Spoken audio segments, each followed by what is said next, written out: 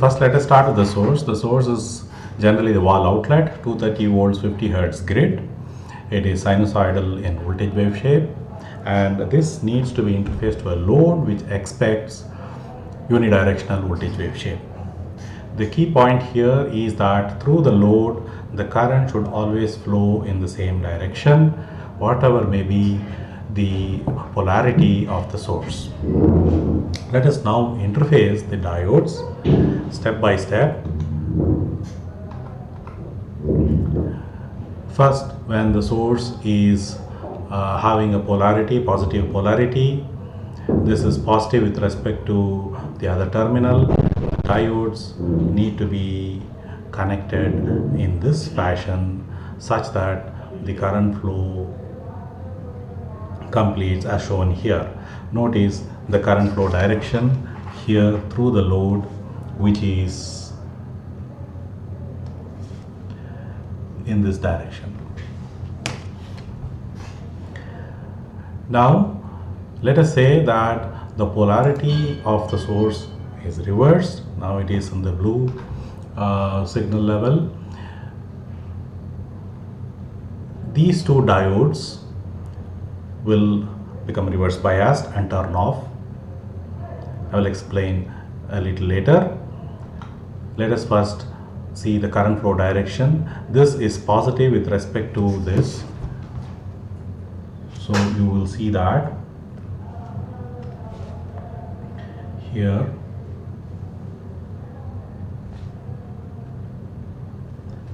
this is positive during the negative half, and the flow of current will be in this direction and again entering here at the same point terminal through the load resistor and then comes back to the source.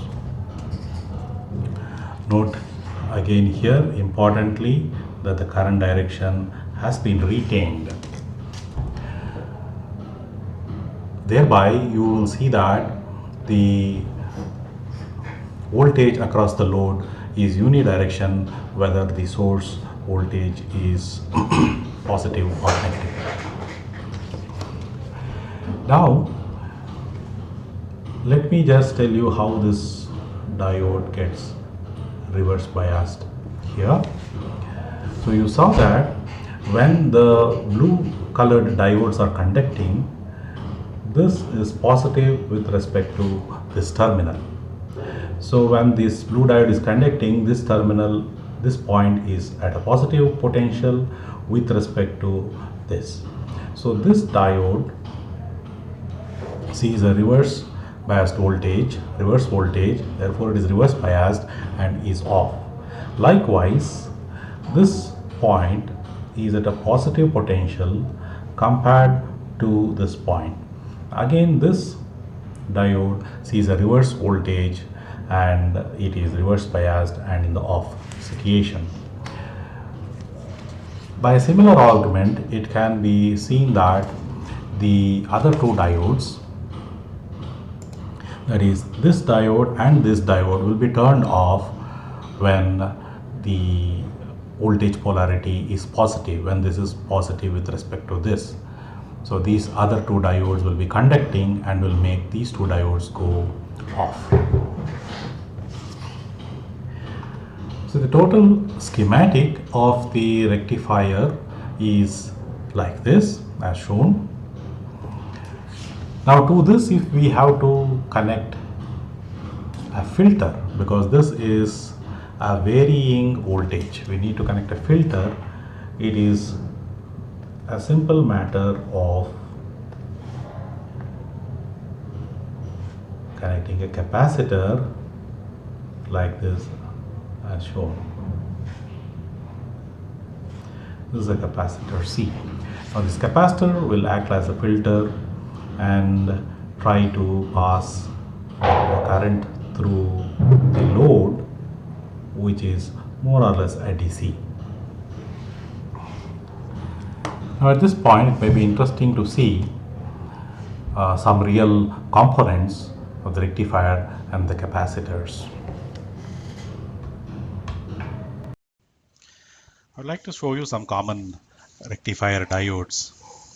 Now this is a very common rectifier diode used in most of the products, 1N400, 1N4007 kind of series kind of diodes.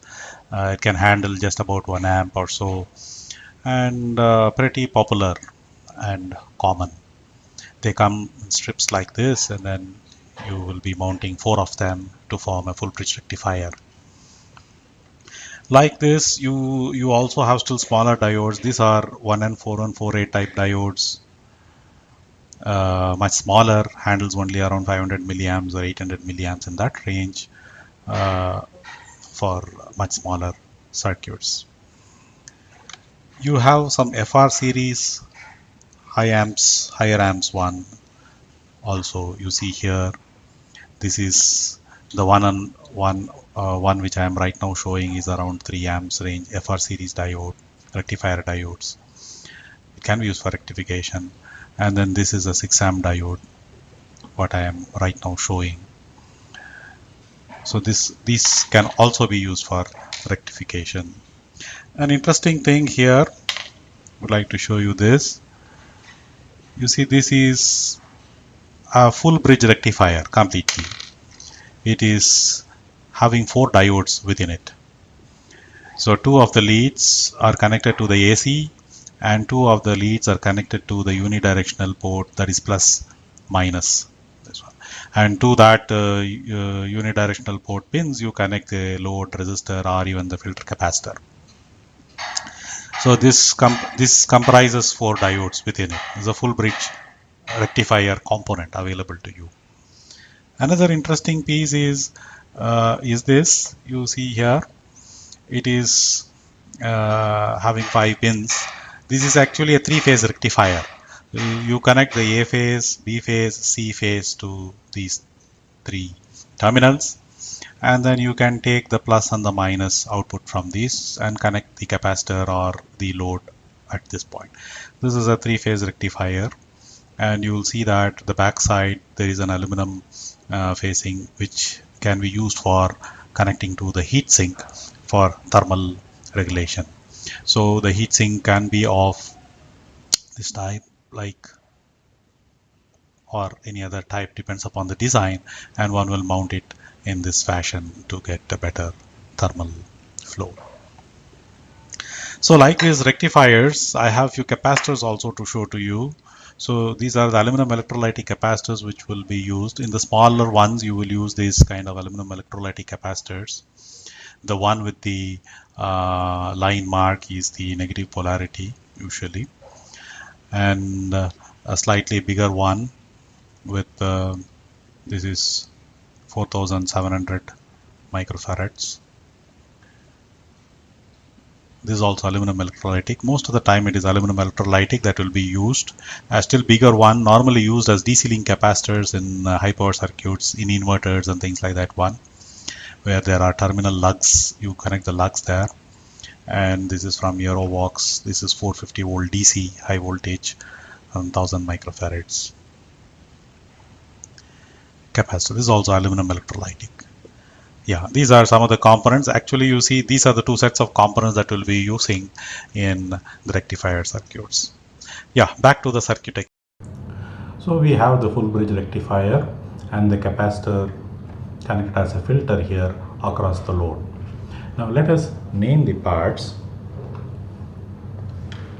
We'll call the input source as Vin. Diode D1 and diode D4 connect during the positive half cycle of the input. Diode D2 and diode D3 conduct during the negative half cycle of Vin. This is the capacitor C and a load R0. For now we have put a resistive load.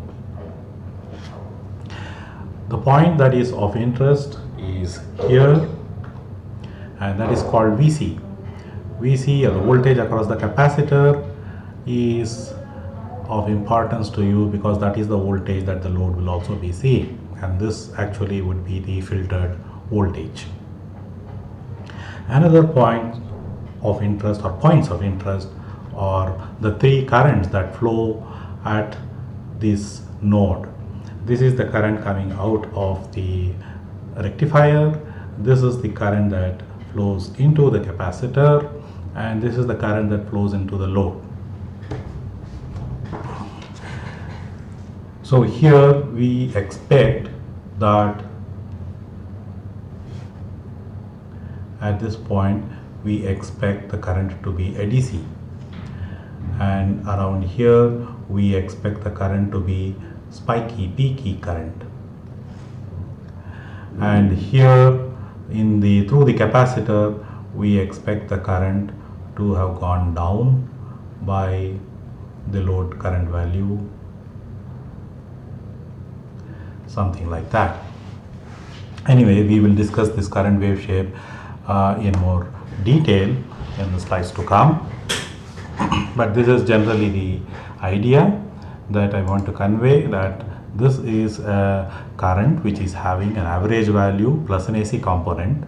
The average value part goes into the load resistor, and the AC component part, the one which does not have AC, average value, zero average value, flows through the capacitor. Must note that in the steady state the capacitor can handle only a pure AC current. There should not be an average value, otherwise there will be charge buildup. Okay, so under steady state the zero average part of the current, or only the AC component, flows through the capacitor. So that is the action of the filter. So now let us see the waveforms in detail. Before that, let us name the parts. So the current that is coming out of the rectifier, we will call it as I. The current that goes through the capacitor as IC. The current that flows into the load R0 as I0. Let us have this template. This is the sine wave shape of each rectified half. So this is the positive half of the input source. This is the negative half of the input source, rectified and placed in this fashion, a unidirectional fashion. Let us start from this point, this peak point, as a reference, and then we will come back to it and extend it. And let us say it is in a steady state, which means that there is some charge accumulated in the capacitance. So if I say it is, we are starting at this point, the voltage at the capacitance will also be of this value, Vm value. So at this point, the capacitor is discharging through the load with some time constant. So this is the discharge path of the capacitance, whereas the input wave shape is following this path. So if you look at the diodes in the full bridge, the node voltage here is higher and the voltage on the input side is lower, and all the diodes are reverse biased and off. So during this part and up to this part, you don't see any diode conducting because they are reverse biased, and the capacitor portion is isolated from the input portion. So capacitor is discharging on its own till it reaches at this point when the input wave shape has taken a turn and it is rising up. The moment the input rises beyond this, the diodes conduct. So in this case, the blue colored diodes conduct, and the capacitor follows the input. The moment the diodes conduct, the capacitor node point is directly connected to the source, and it will just follow the source up to this point. And then again after this point, the period repeats, and you will see that the capacitor discharging in this fashion. And the moment capacitor starts discharging like this, and the input also starts to flow down along the sinusoidal path, you will see there is a difference in potential. The diodes are reverse biased and they turn off. Likewise so, and this would be the steady state waveform, wave shape for the output at node VC. So this is also the ripple that the output would see across the load, and this ripple is controllable through design. We will see that later. Now if you see, only during this portion we see conduction in the diode. only during this portion we see conduction of the diode. So let us mark that off, and during that only we will see current here, a current I flowing. So what should be the type of the current? So the moment the diodes turn on at this point,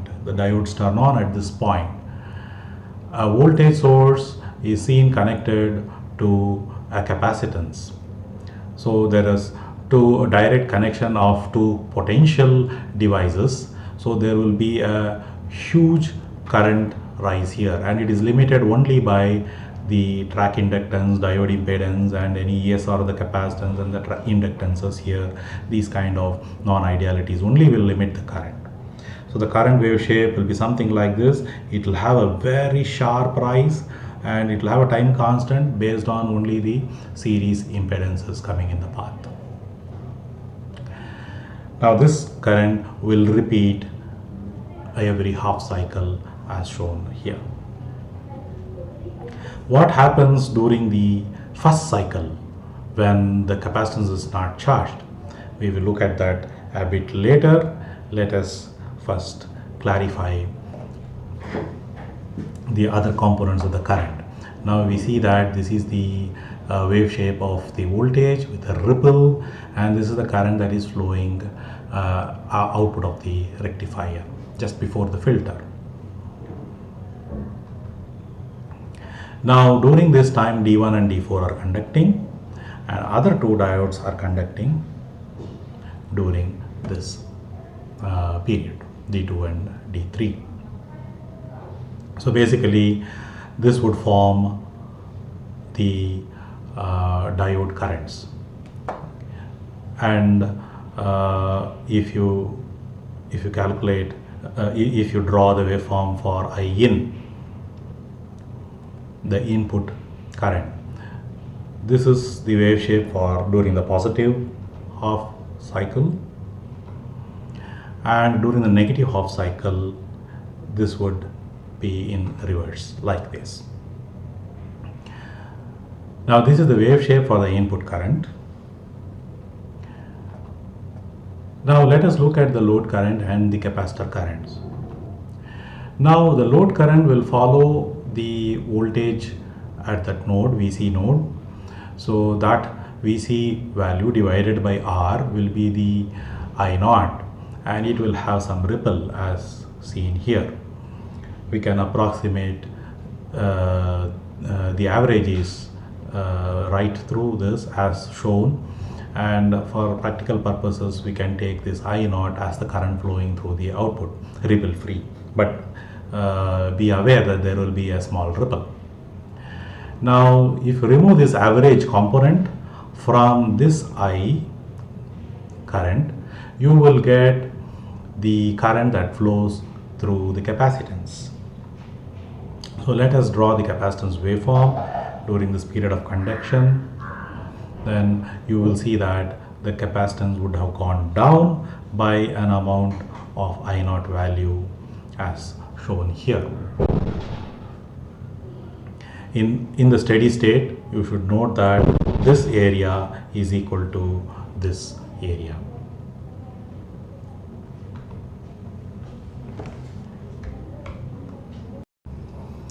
I would now like to revisit these waveforms to discuss about the current during starting. So let me remove this part of the waveform. Now you see at the time of starting the capacitor voltage is 0. So probably it will be at this level.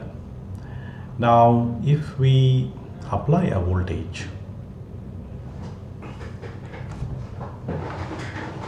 and if by chance that voltage is starting at this point, then you will see that the capacitor build up the charge gradually from here on up to this point. So as the capacitor is building up the charge, there is current flow to the rectifier, and therefore the rectifier current will be for this whole half cycle. So you will see the conduction period will start increasing, and it will be for the complete half cycle. Likewise, the current wave shape also will get modified something like this. But you should understand that the capacitance had zero voltage and therefore zero charge. Unlike in the case of the steady state condition, at this point the charge on the capacitor was finite and there was some energy. It was only making up the difference energy. Now this whole energy has to be made up. So you will probably land up with current waveform at the first startup value, which would be much higher than the following and the steady state currents. So this may be the shape of the wave shape you will see from startup for the currents. But a problem could occur. What if at the time of turn on, the turn on was not synchronized with the zero of the input voltage, but it occurs somewhere here, which means the turn on occurs somewhere at this point, which means that the capacitor voltage is zero and the grid voltage is pretty high value, and you are connecting two potential devices together. There could be a huge surge current. So what happens to the current wave shape? The current wave shape may look something like this, but the amplitude may just go out of the screen. It may be a very large current, and then you will start having the steady state. But the effect would be that by the time the first cycle is over, the current will be so large, the devices, the diodes may blow off.